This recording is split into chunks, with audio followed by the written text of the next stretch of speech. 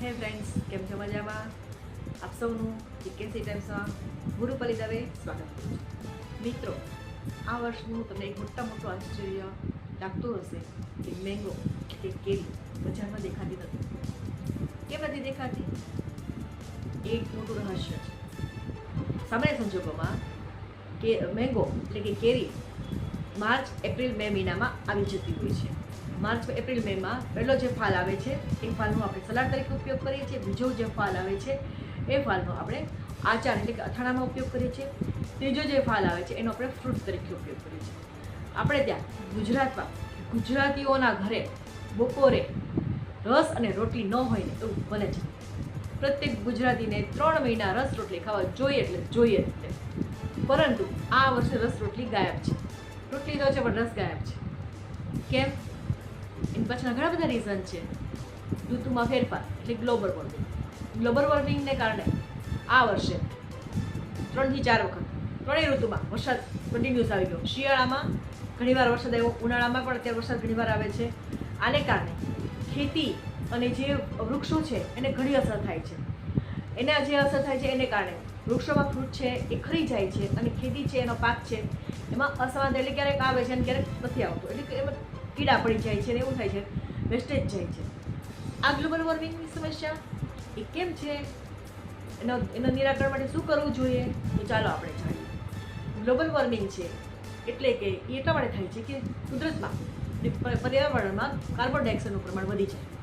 Carbon ડાયોક્સાઇડનું પ્રમાણ વધે અને ઓક્સિજનનું પ્રમાણ ઘટે. આ કારણોસર એવું થાય કે ઋતુમાં અસમાનતા આવે.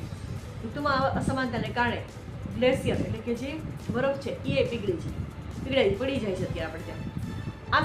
આને કારણે ઘણી સમસ્યાઓ અત્યારે આપણે ત્યાં ખેતરમાં, ખેતીના પાકમાં, વૃક્ષોમાં, ફ્રૂટના ઝાડમાં બધામાં અત્યારે ઘણી બધી સમસ્યાઓ. એને જ કારણે મોંઘવારી આ ફ્રૂટમાં અને જે ગ્રોસરી એમાં મોંઘવારી વધી છે. હવે હું તમને સિમ્પલ કહું કે આ આપણે ઘટાડવું હોય તો આપણે શું કરવું જોઈએ. તો મિત્રો, આ ગ્લોબલ વોર્મિંગની સમસ્યા એ આપણી એકની નથી, આપણે એક ગુજરાતની નથી, ગુજરાતના કોઈ ગામડાની નથી.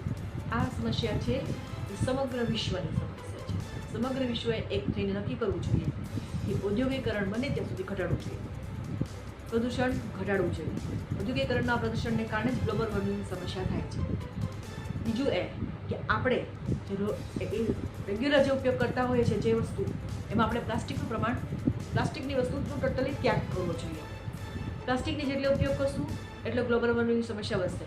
પહેલાંના સમયમાં તમે તમારા બા, દાદા કે આપણે પોતે નાના હતા ત્યારે આપણે ક્યારેય પ્લાસ્ટિકની કોથળીમાં કઈ વસ્તુ લેવા ગયેલા છે એનો દાખલો છે. આપણે બધા કાપડની થેલીમાં વસ્તુ લેવા જતા હતા. અત્યારે આપણે આદત પડી ગઈ છે કે પ્લાસ્ટિકની થેલી વગર આપણે ન ચાલે. તો આ પ્લાસ્ટિકની થેલીનો ઉપયોગ એટલે પ્લાસ્ટિકનો ઉપયોગ બને ત્યાં સુધી ઘટાડો. ગ્લોબલ વોર્મિંગની સમસ્યા તો જ ઘટશે જ્યારે નાનામાં નાનું બાળક કે નાનું કે મોટું વૃદ્ધ એ સમજીને વિચારશે કે આપણે આ સમસ્યા ઘટાડવી છે તો આપણે એને સાથ સહકાર આપો. ગુરુપલી દવે જીકેસી ટાઈમ્સમાંથી આપ સૌની રજા લઉં છું.